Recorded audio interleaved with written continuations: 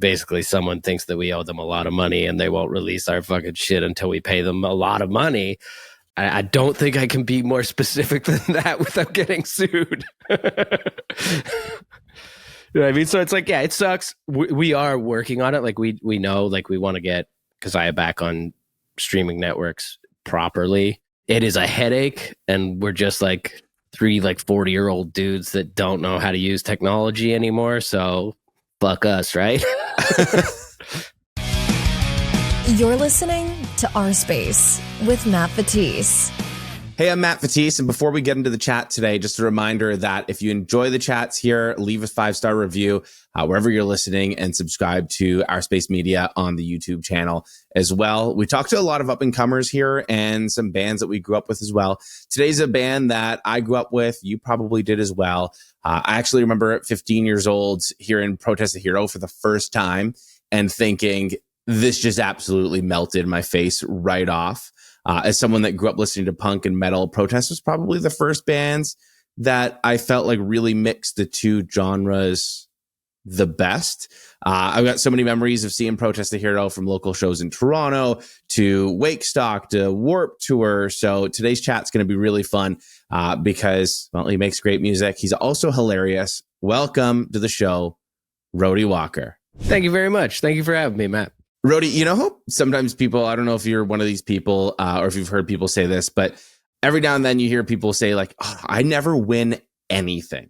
Yeah. Yeah. So like, I was one of those people. I kind of am that person as well. For like the longest time, the only thing that I really held on to me as like a win was probably back in like 2006. Wakestock was happening in Toronto on the Toronto Islands.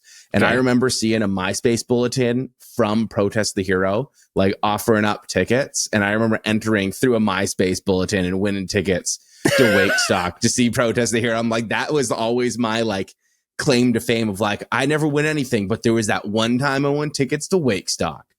I guess that's better than a kick in the teeth, dude, but it's a pretty shot. I remember that Wakestock. I think it was the only one that was on Toronto Island. It was yeah, because then after that, I think they did that further up north. But yeah, it was in like Grand Bend or something. No, it was like Sauble or something. Yeah, Wasaga, I think. Yeah. Do you remember? And I don't know how often you may have done it, but I think the video is still on YouTube. The Pro Smoking Cigarette song. Oh yeah, no. I did that a lot. I did it at like a bunch of like Skate for Cancer events too, which is like fucking crazy. I don't know. Like, I knew Rob quite well at that time, so I remember speaking to him and being like, "Hey, man, like, obviously not cancer, whatever. Like, if this isn't cool, you let me know." And he was like, "That's fine. It's a joke." But yeah, I used to play like kind of acoustic gigs all the time, which is weird. But it was like this weird acoustic Rody Walker set at Wakestock where you played the Pro Smoking Cigarette song. And I was standing there. You actually took my cigarette out of my hand and then went to go and play that. And I was like, this is fucking hilarious. Like I was like, this is great. Do you still do comedy songs like that at all? Or like what got you into that? Was it just kind of like fun or? I don't know. Like I love comedy music. Like I don't know if my music like really qualified as like good comedy music, but I was always trying to write like something jokey, like, and I continue. I just like, it's just like for my private use. Like I write bullshit all the time just for a lot of fun, but I never really release anything anymore. But I think my dream would be to open for, I don't know, Weird Al or the like local equivalent of whatever Weird Al is. You've done a couple of like TikToks with some sort of comedy song, 30-second skits. Like, yeah. How do you like doing those? You think we can get more of those or what? I like making them, and then I posted it online, and like I was having a lot of fun like learning video editing and like a bunch of stupid shit. But then like I see it like a week later and I go, oh my God, I hate myself so fucking much. I was like, some of them I've deleted, some of them I should delete. But I often pretend that I don't have a TikTok because it's like so horrifying to see myself. outside of the like context of Protest the Hero. Like I'm content with that. Like I can be like, oh, I'm just like a stupid asshole that like screams into a microphone and looks angry as fuck. But like when the jokes go over and they don't go over super well, that I cannot abide. Do you have like a favorite comedy song or like a favorite bit that you've done? Fuck, I don't know. I had a really good concept for a song because we used to have this band called Cheddar Cheese and the Mousetrap, and it was like all just like jokes and whatever. There's a really fun song on that called I Seen Saw, which is all about how the Saw movie franchise went downhill after the second one. I had a fun concept for one that was a song about how Arif left Protest the Hero years ago, and the whole time he left to join Cheddar Cheese and the Mousetrap, and we had just been working on this one extremely prolific comedy song the whole time, and that was the song. Like, that's the concept of the song and the song, and actually have Arif play bass on it. But as with a lot of my ideas, I didn't do anything about it. So that's my favorite fair. Concept that I've ever come up with for a fucking song, but never actually acted on it. Have you ever worked on it at all, or is just legit just a working idea? I just know about it in concept. I messaged Arif about it one time. I was like, "Yo, I got this idea," and he was like, "Yeah, let's do it." I'm in. And actually, Mo was in as well, but no, I never made the song. I want to talk a little bit about streaming services and start with a little bit of your old music, because I've noticed, and I feel like you've been asked about this before, A Calculated Use of Sound and Kazaya aren't on Spotify. Well, at least half of Kazaya isn't, because you've got like greatest hits record on there with half of Kazaya on it. So and half of Fortress, Is that an anti-streaming service thing? Is it an anti-old music thing? Or what's the story there? So it's a variety of different things. And yeah, I hope this gets out there, because I get messages on Instagram and fucking the Protest Instagram all day, every day about this. And I understand people's frustration. A Calculated has just never been on streaming. We love to leave money on the table. We think that's where money belongs. As far as the Kazaya thing goes, we didn't know what was happening for a long time. It just like kept going down, and we've had so many different deals with so many different labels internationally. It was hard for us to like follow the scent or follow the trail to where it led back to. And then finally we have now figured out why it's happening, but the solution is incredibly complicated. Basically, someone thinks that we owe them a lot of money and they won't release our fucking shit until we pay them a lot of money. But I don't think I can be more specific than that without getting sued. You know what I mean? So it's like, yeah, it sucks. We are working on it. Like we know, like we want to get Kazaya back on streaming networks properly. But it is a headache, and we're just like three like 40-year-old dudes that don't know how to use technology anymore. So fuck us, right? That's interesting to hear. I know that there was a little it was kind of like up and down a couple of years ago. And then now it's just for the last little while, anytime I went to go and check in on it, it's just half that record's there, but it's not really there. Yeah. And like Volition's been up and down, like, and it, like that's in relation to like the license on one record contract is expiring, so they don't like re-upload it to the aggregate, so we have to do it, and then we fucking spaced on it. Like, it's just a whole bunch of bullshit that I think most artists would never think about, because it's like, unless you're like perfectly independent, somebody else has been dealing with that all along, and they have for us. But now that the like years are adding up, and it's like we don't have a very expansive team because we're not super active, all those things sort of like fall in our court, and it's like we've never had to do them before, so we don't know what the fuck we're doing. You mentioned A Calculated Use of Sound has never been on any sort of streaming services. Is there a particular reason as to why? Would you like it to be there? I know you just celebrated the 20th anniversary not too long ago and reissued was it a reissue or an original issue of the vinyl? Yeah, it was the first issue. which it was like a big box set and it was like redesigned and all sorts of stuff. So yeah, like the reason it's not up there is embarrassment. I was going to say, I think I heard somewhere along the lines that it was because you guys were a bunch of teenagers singing about politics. Is that correct? To varying degrees, like I stand behind what is said on that record. It's maybe not said in the greatest way, but I still believe in everything that was fucking said there. Hearing my like squeaky prepubescent voice, like we were literally like 13 to 16, you know, like it was in those fucking years. But I do think we have, when we released it on vinyl, we had like a talk amongst ourselves that was just like, hey, like we were fucking babies when we released this. And when you think about it in that context, it's like not really embarrassed of it anymore. Really quite proud of it.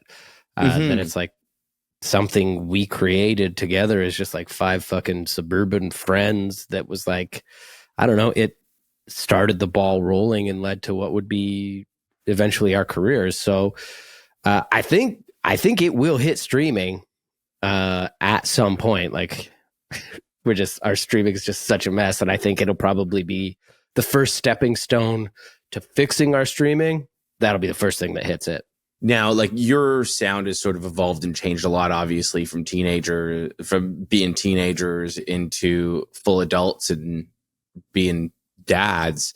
What do you think like was the main thing that really sort of progressed the sound? Was it more so of like, hey, we're evolving as humans or evolving as musicians? Like, yeah, I think it was partially like growing as musicians, right? Like growing up, it was just like skate punk everything. And that was awesome. But then Luke was kind of too good to just play skate punk.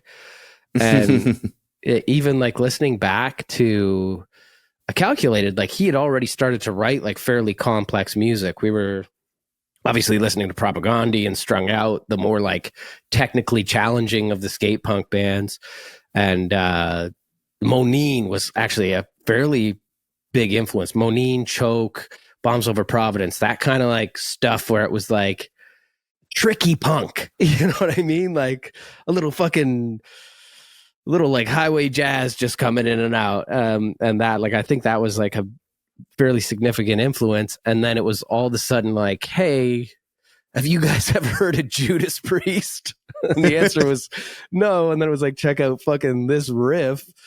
And it was like, oh, we can do like, you know, the speed of punk rock and the like trickiness of what we're doing already, but then introduce this like gratuitous fucking guitar work and like slow vibrato and stuff like that. And it's just sort of like, it was sort of just like a natural, we're fucking aggressive music tourists, you know what I mean? And like that was just like part of the trip was just going like, let's listen to some fucking heavy metal. And it also was like at that time that we were doing that, The Oncoming Storm by Unearth came out. So it was like all of a sudden we're going like, hey, you guys ever heard of a fucking breakdown?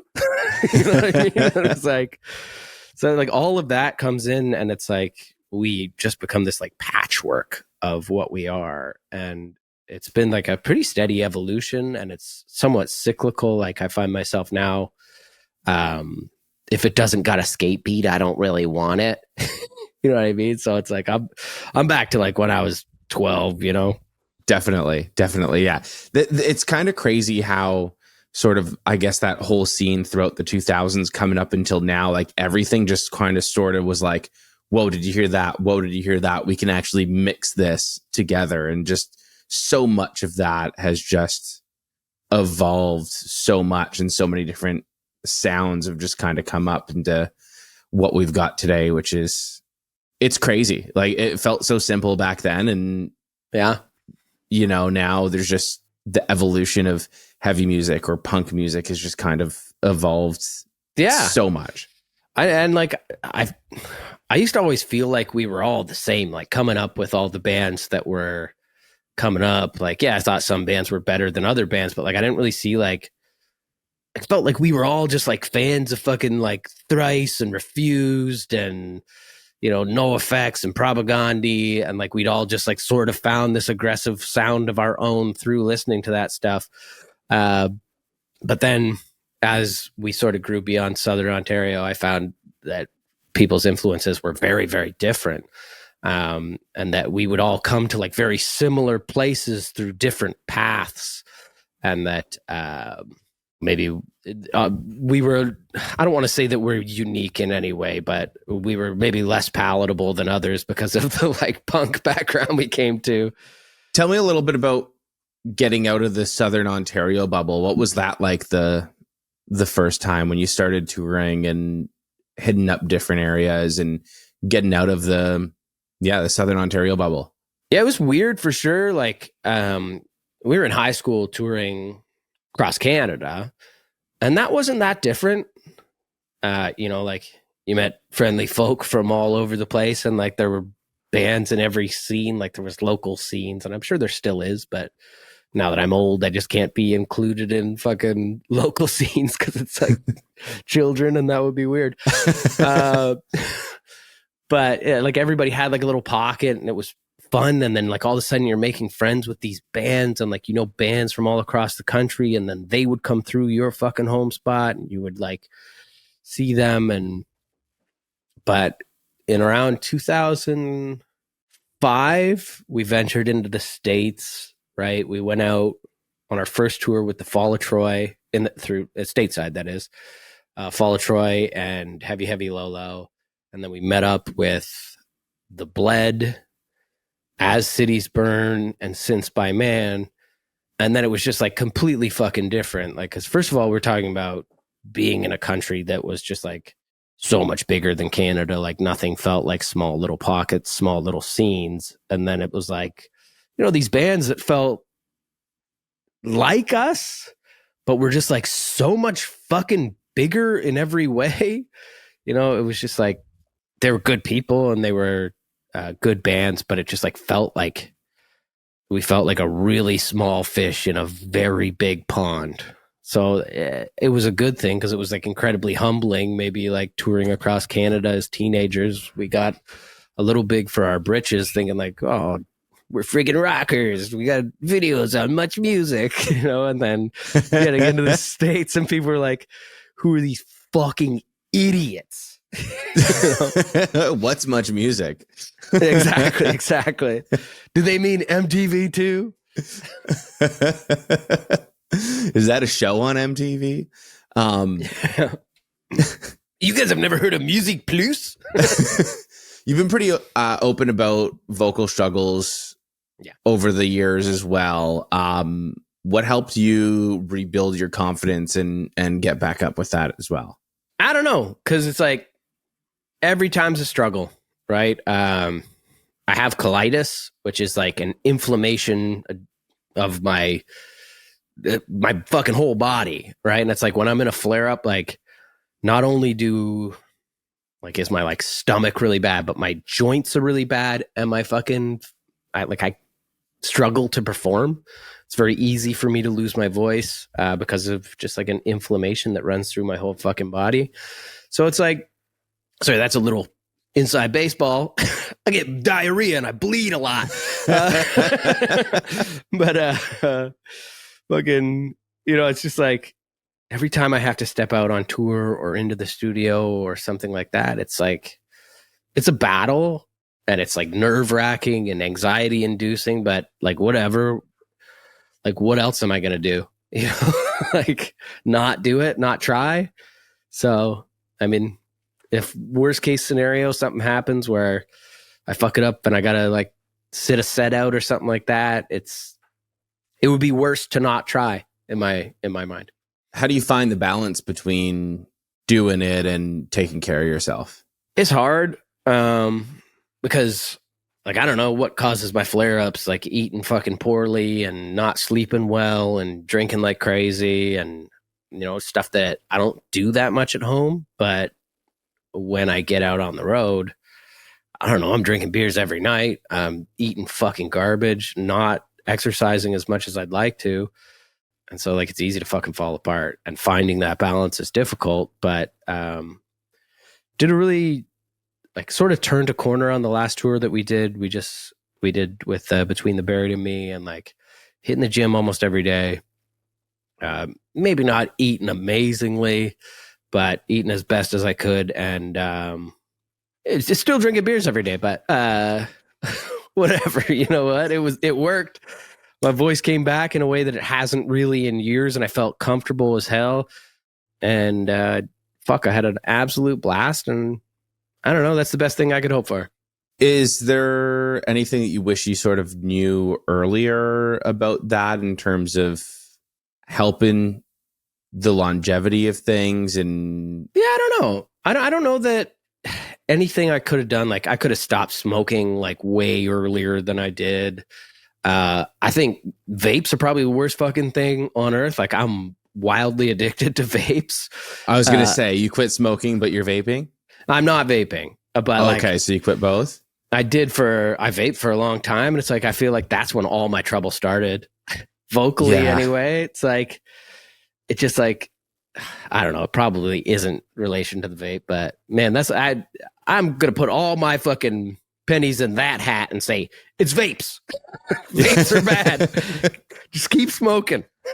Pro smoking cigarette song, or anti vaping song. Yeah. We need a part 2. Yeah, no, honestly, I'm with you on that. Like, I quit smoking a few years ago as well, but there was a point in time where I was vaping, and I honestly think that vaping is worse in that end, because also, like, with the vape, you're just hitting it all the time wherever you are. It's sort of like inside your house. It's not, you can sit here by the computer and play some video games and hit the vape, and it's just like, cool, I'm vaping and consuming so much more nicotine than if I just went outside, had a quick cigarette, and came back in. And it's like, you can hide it, right? Like, I don't know, if you're trying to hide smoking from anyone, you can vape till the fucking cows come home, right? It's like, for me, I think quitting vaping was infinitely harder than quitting smoking.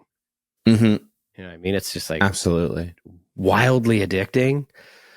And yeah, I don't know. Anyone listening? The weird thing is like, yeah, if you're smoking or vaping, quit both of them. Yeah. It's like, it's a lot harder, because I feel like you up the amount of nicotine, but then also there's a little part of you that kind of, I don't know if you relate to this, but for me, I'm like, I actually felt better when I vaped and healthier when I vaped than I did when I smoked cigarettes. Like, I didn't feel as bad. Oh, the whole time I was telling myself, I'm saving my life right now, dude. Just like sucking on this little digital dart. This is a USB stick. Yeah. But yeah, it's rough, man. And you're like, cotton candy. This is nice. Yeah. But I love smoking. I hate it. I hate that part of me, but like, I love smoking. And like, I'll fucking, like, you get like a little cigar at a party, I'll fucking inhale it the whole way through and just be like, fuck, I'm back in a big way. See, this is why I won't even touch that anymore at all. I know, I can't. It's like, you can't. You have one. It's like, we were actually having this conversation this weekend in the backyard, and I was telling my uncle's friend who was smoking, I'm like, I literally can't have one, because if I just have one as a social smoker, it turns into one every single weekend socially into, I can have one on a Wednesday into, I'm going to buy a pack because I just really want one right now. Yeah. Dude, that's the same for me. A pack a day. It's like, I know a ton of dudes that just like, they'll smoke when they're drinking, and it's just like, cool. I'm like, over the years, I've been like, yeah, man, I can do that. Somebody passed me a dart. I wake up the next day and just go, fuck, I need a pack of darts. You know, and it's like, I've always been jealous of the people that can do that. I know. But then you know what? You like compound it over like fucking 20 years or something. It's like, man, they just smoking. Like, they're just smokers. They just don't identify as smokers, but they're smokers. Yeah. Did becoming a father change how you view music, touring, or your role in the band? Yeah, for sure. Definitely, you know, like, it's kind of hard to say, because it's like, when my little dude showed up, we weren't too far into the game when COVID hit, right? Like, he was maybe like 2 years old, and then all of a sudden, like, COVID hit, and it's like, so we slowed right the fuck down. And like, haven't really picked it up. Like, we've done a handful of tours every year since it was like a possibility again. So it's hard to equate it to either like the birth of my son or the hammering of COVID over the head. But But yeah, it definitely changes how I view music. Like, I don't think I would have ever heard Imagination Dragons before. But like, my son comes home from school and he's like, Dad, you got to play this sick ass song, fucking Believer or whatever. I'm going like, man. And then you know what? Like, at the end of the day, when I listened to it like 20 times, I was like, this is a well-written song. I can respect this. This is just fine. You know what I mean? Like, first time I put it on, be like, could you fucking listen to something cooler than this? And then going like, nah, for like a fucking grade 1, you're doing all right. This'll do. Better than not listening to music. So I think I have a lot more patience for mediocrity. Answer to your question. It's okay. It's the gateway into that genre of music, I guess. That's right. For What genre is that? Like, you know? Yeah. friggin' butt rock? It's, butt rock, intro to alternative, grade 1 alternative, we'll call it. Intro to alternative. Dude, they played a fucking, at my son's Christmas concert last year, they had a ukulele choir, which I thought was cool as hell. Like, I love the ukulele. I have a ton of them. I play them. I love them. But they played an Imagination Dragons. I'm saying it wrong. I've been saying it. I know it's Imagine Dragons. I thought you were saying that on purpose. Yeah. I started out saying it on purpose, pissed my son off, and now I can't stop saying Imagination Dragons. But they played like Imagine Dragons on the ukulele, and I was sitting there going like, this is cool, man. Like, maybe he'll like playing ukulele, and all I have to do is just like put up with this song. Imagination Dragons. Yeah. Yeah. You see, I don't know. Do you watch the show Impractical Jokers? I have seen it a bunch. Yeah. Yeah. There's one, I don't know if you saw this one clip, but there was one clip where one of the punishments was one of the guys had to go out and open for Imagine Dragons. And then they had to say, and they like didn't know how to play any of the instruments. So they just gave it, and like they would tell them what the song had to be about. So they'd write crazy songs. And then at the end of it, they were like, all right, now Imagination Dragons. And they took off, and the whole crowd's like booing and freaking out. That's one hilarious. Of my favorite punishments. Every time I hear Imagination Dragons, that's what I think about. Oh, does he actually say Imagination Dragons? Yeah, but the guy from Imagine Dragons is backstage, like in the guy's ear, saying, all right, now go and introduce the band and say it's time for Imagination Dragons. And so he went and said, all right, it's time for Imagination. So the guy from the band was actually in on it, which I actually respect. I'm like, yeah, no, I think they're actually, as like individuals, I think they're pretty cool. Like, dude was fucking flying a Palestinian flag. He's jacked as fuck. I don't know. Mad respect to Imagine Dragons. Kind of on that topic, Protest has never really shied away from complex themes or politics. And obviously it feels like today there's never ending inspiration for that. So when you kind of look at politics and everything that's happening in the world, what and how do you decide what to write about and what not to? Yeah, it's difficult. And like timing is very difficult now because like we can't all be South Park, that just like writing and releasing in 1 week. But like some of the, I guess like you have to be a little more vague. At times you have to sort of like, there have been times where I have been incredibly specific and it's been too specific, like writing about breed specific legislation or something like that. It's like, this is a very niche topic. But yeah, it is difficult to pick and choose what you talk about. And like, I don't know, seems like everybody's like really plugged in nowadays. Like everybody is really well informed with what they choose to inform themselves with, for better or for worse. So it is a little bit of a minefield, right? Because you are going to alienate people based on your beliefs and their beliefs, almost no matter what you do. And at some point you have to be like, I'm fucking fine with this. You know, like any of the pro-Palestinian, anti-genocide things that you put on the internet, there is going to be a faction of your fan base that is not going to like that. I've received messages from a lot of people based on the stuff that I've posted that are wrongfully conflating it with anti-Semitism. And I think that's like a super dangerous conflation, but you can't really control how other people feel. You can only really control what you do. So that doesn't really answer the question very well, but it's tricky, essentially, and it's a bit of a minefield, but important nonetheless. With like sort of on that topic as well, with everything going on and with how I guess you guys have tackled things, does that give you any sort of inspiration for any new music? And this is my tactful way of asking you, is there new music in the works? There is, there is, yeah. We are like, I feel like we've been just like kind of like teasing for way too long that there's something coming, and then when it finally comes, people are going to be fucking disappointed that it's not like the moon. You know what I mean? Like, we've been working on something for so fucking long, and I feel like we do the same thing every time. Like when Palimpsest came out in 2020, something, maybe in 2018, I don't know, fuck. We were like, let's just like right away continue writing. And we didn't. So it's like, it's been 5 or 6 years, and we're saying the same thing, that once this is released, like, we're not done writing. We're going to continue so that we have a more steady stream of releases. I'm not sure if I'm maybe saying too much, but I think we're going to succeed this time. But yeah, we have new stuff that's coming. Do we have a timeline? It's going to be 2026. I can't really say much more than's been said. We've got Nathan Beulah doing the drums on it.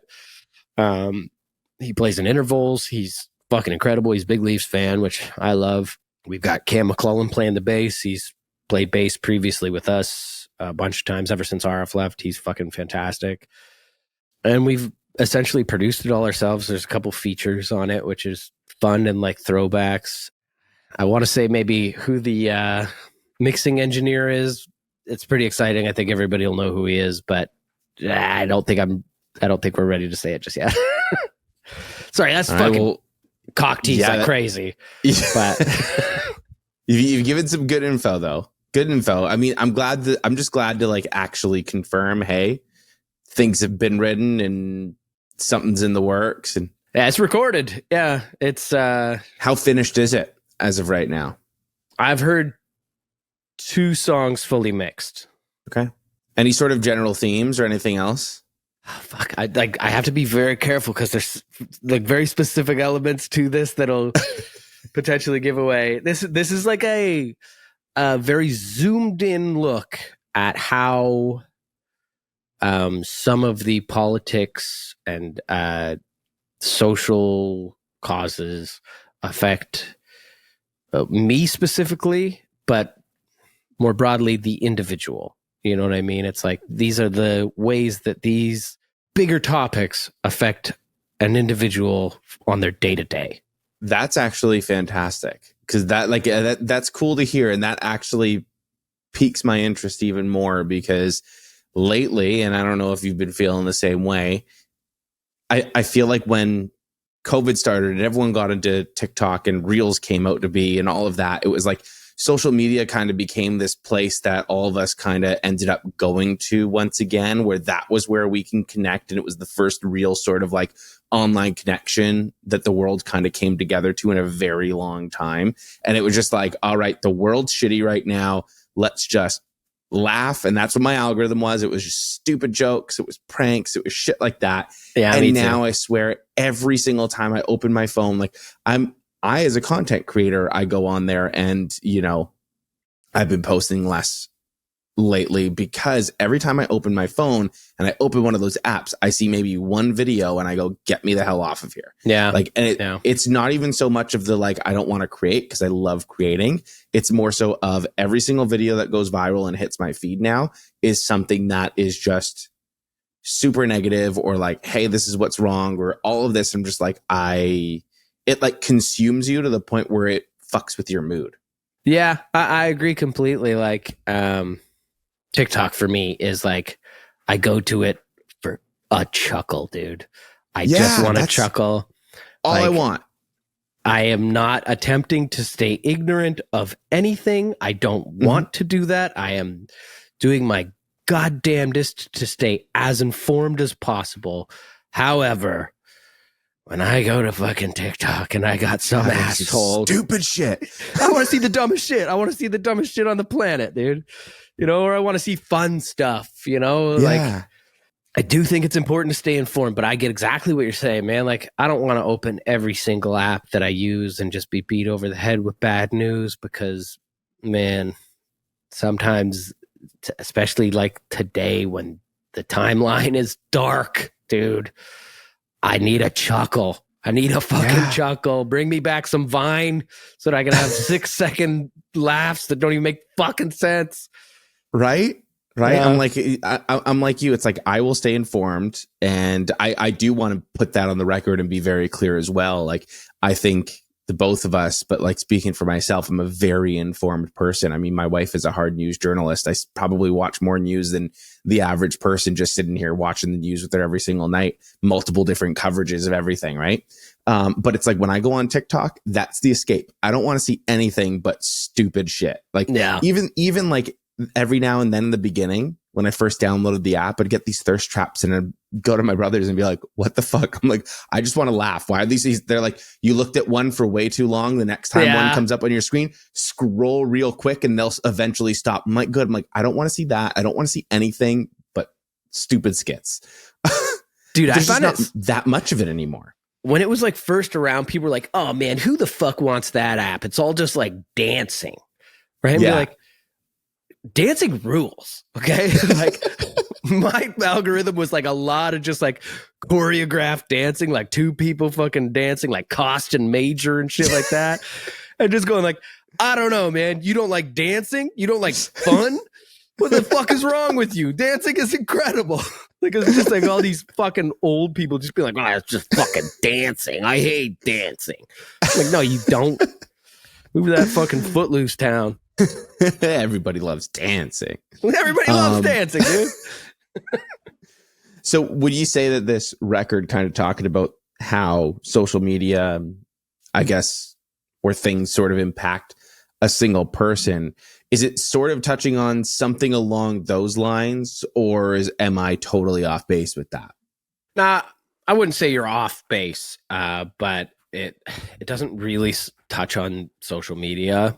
I mean, it does, because the whole thing is like the world has become so much smaller, and that's sort of the premise of the whole thing. But like it's very specific issues like wealth hoarding, like a huge issue, and then it boils it down to like the individual and how it impacts you. Like the song Fishhook, which we went out and played, is very simply just like a song about arguments that two neighbors have. It's hypothetical, but it's autobiographical. And it's just like, it's very blunt. It's very like straight ahead. And it's like how these fucking small-ish or big issues like wealth hoarding and then generational fucking, like, that the generational divide, but the cyclical, like, the one generation blames the younger generation for being lazy while hoarding all the wealth. And then when that generation grows up, they do the same fucking thing to the generation beneath them. And it's like this horrible cycle. And it's like, would somebody just fucking stop it? It's like a fucking symptom of a sick society and end stage capitalism. Yeah. And it's kind of funny actually talking about how informed we are these days, and artists using their platform.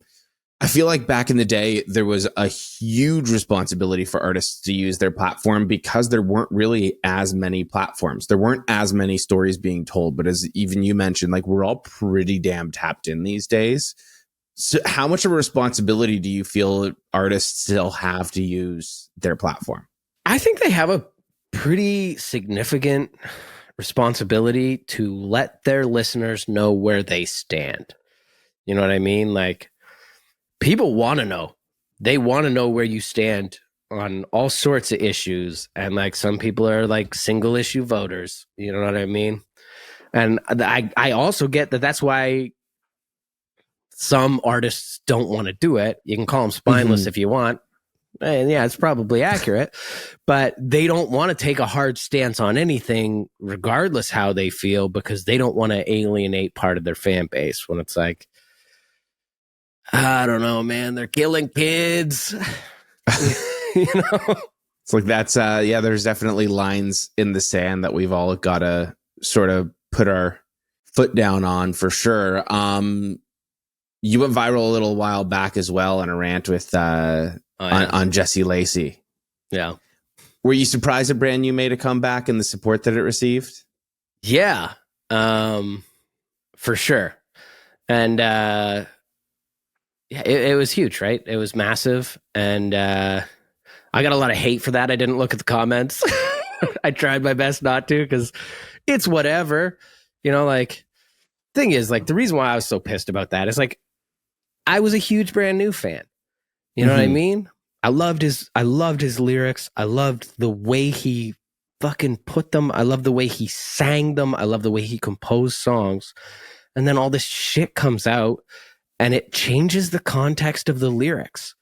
You know what I mean? Like, I know people say they can separate the artist and the art. And yeah, sure, sometimes, but it's like the art itself is like about grooming. You know what I mean? Like, it's like this, like, really it kind of went over our heads a little bit.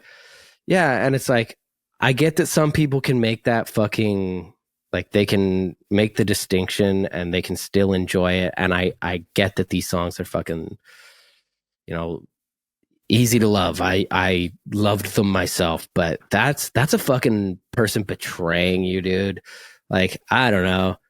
They're betraying public trust, and I don't have time for it. I don't necessarily blame anyone for enjoying it. You know, like, it is what it is. But, you know, there's some people in the comments just being like, Jesse Leahy could fucking murder me and I'd still listen to him. Jesse Leahy could strangle a baby and I'd still listen to him. Going like, all right, cool. Well, like, that's you. Like, that's your line in the sand, and it just, like, doesn't exist. So, like, I don't know, your moral code sucks, but, like, do you? That's fair. Yeah. I was going to ask, like, when can you separate the art from the artist? Is that even possible on your end of things? It would have to be like a case by case basis, right? Like, that you really think about, and, like, I don't know, like, it depends on the severity of the fucking crime they're accused of or committed, right? Like, I don't know if fucking all OJ Simpson really did was break in and try and steal his memorabilia. Like, yeah, okay, that's his stuff. But I don't know, like, if he murdered his wife and her lover, no, I don't know. Maybe I can't watch Ace Ventura anymore. Man, I think the one that killed me was Anti-Flag. That one really threw me through, like, because I was like, man, they were the first, I think, political band that actually made me think about things and was like, oh, okay, cool. This is a political band. This is a political song. There's absolutely no hiding it. Like, if you couldn't hear or see that, you were blind.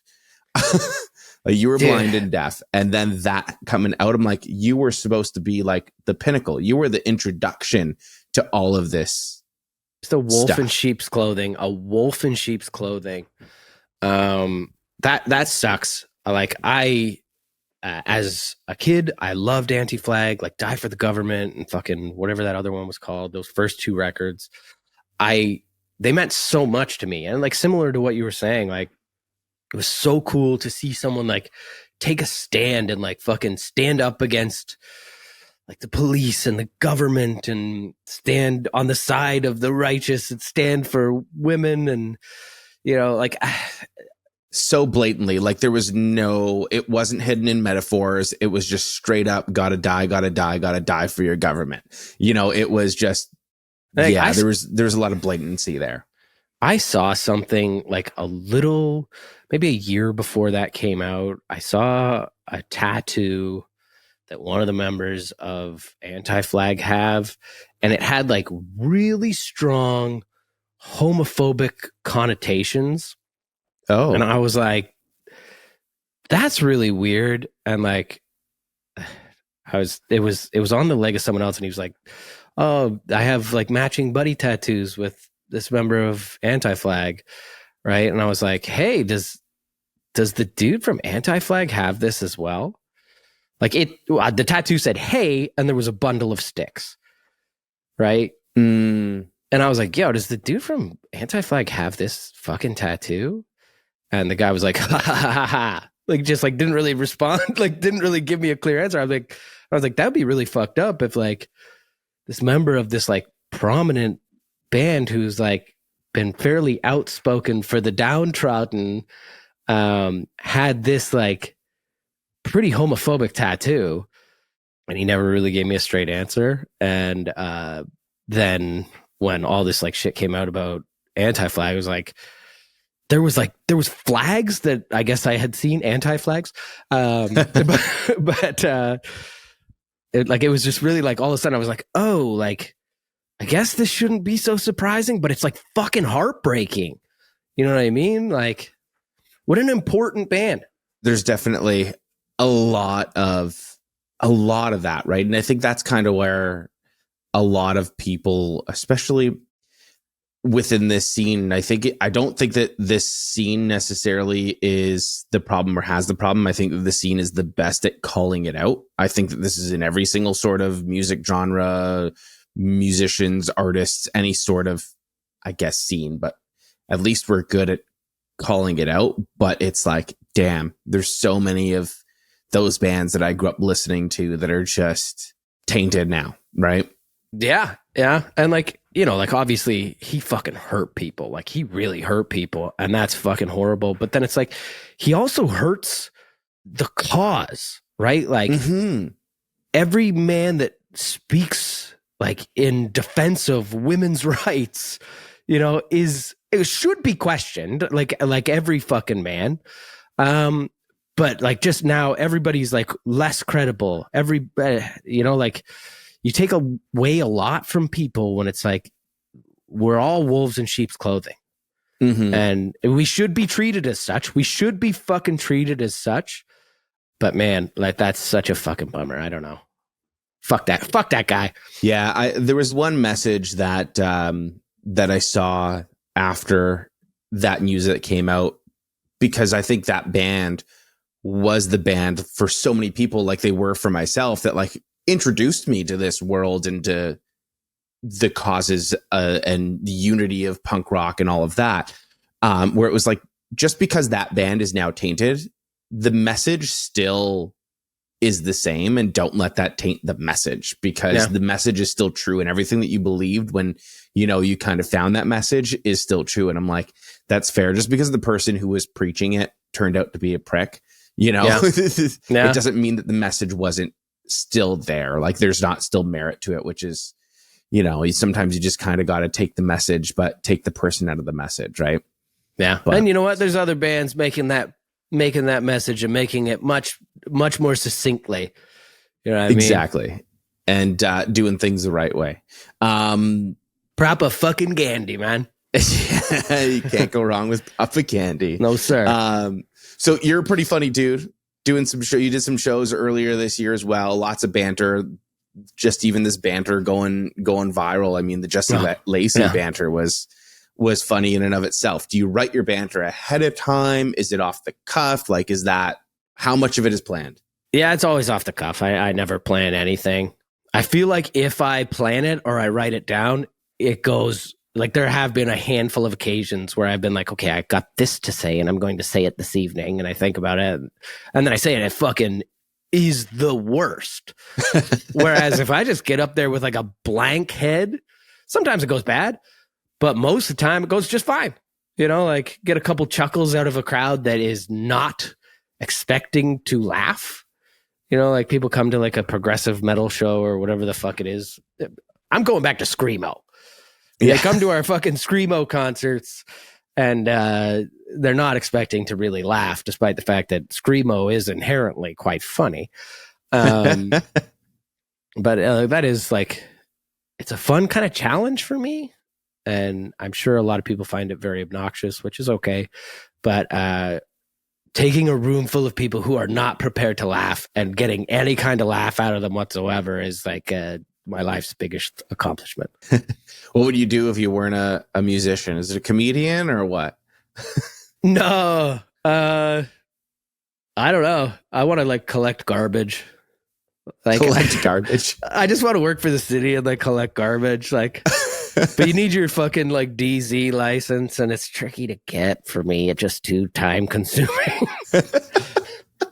I just want a good union job is what I want. That's what Rody wants. Just a good union job. Honestly, like that's the horniest thing in the world for me is like a steady 9 to 5 where I'm just like, I have like a paycheck and like health insurance. Like, woohoo, that'd be cool. It used to be an insult back then. Hey, go to school or you'll end up like that guy. And it's like, that guy has a pension. Yeah, exactly.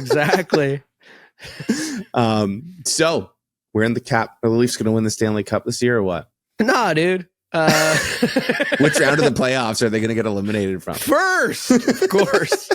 No, I don't know. I think they'll probably. Here's the thing: they should have a lot of money to play around with, especially when the cap goes up. But I think they're going to sit on it because even though there's like a 98% chance that McDavid is going to sign with the Oilers and be an Oiler fucking for life. They're going to hoard their wealth and with the odd chance. Yeah, the odd chance, hoard the wealth. They can't do anything until he fucking signs. Because if there's a chance that he'll come here, they need to take it, you know? He spends parts of his summer golfing up in Newmarket. So I know he's like from the area, right? Like, I don't know. Edmonton sucks. If they don't put a fucking goaltender behind him this year, why would he stay?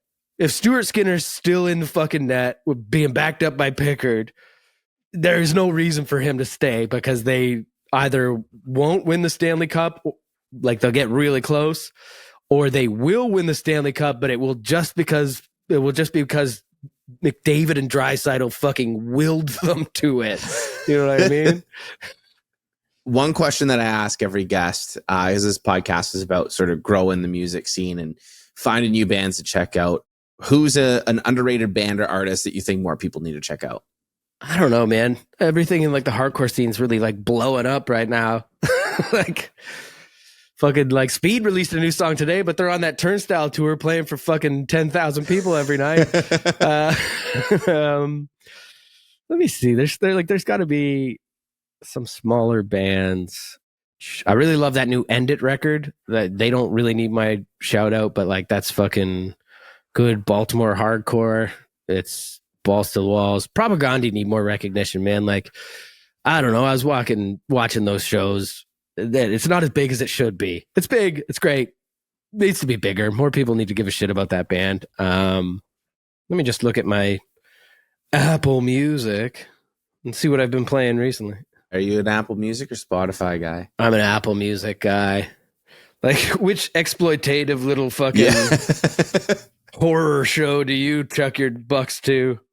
I know. At this point, I'm kind of like, okay, I like the sort of, I guess, algorithm and UI of Spotify better, but also at the same, and I know it's exploitive, they all are, but I'm like, oh yeah, I buy records, man. I got a stupid record collection. I'm like, that's my way of supporting the artist. I'll buy merch at shows, I'll buy the records, and then I'm going to stream them in the car because I'm not bringing my, you know. Yeah, I think that's the way to do it, man. I think you're absolutely right to do it that way.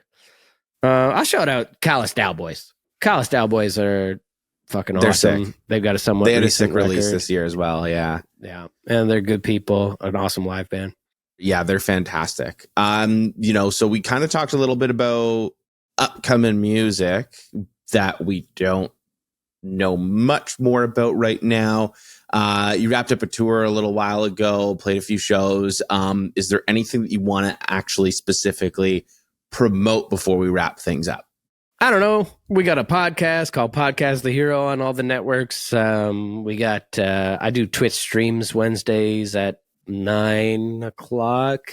It's on twitch.tv/Rody Walker PTH. That's about it, really. Hell yeah. So go check out his Twitch stream and Podcast the Hero as well. Rody, thank you so much for doing this, man. I really appreciate it. Thanks for having me. Thank you for listening to OurSpace with Matt Batiste. If you enjoyed yourself, please support the show by subscribing and leaving a review.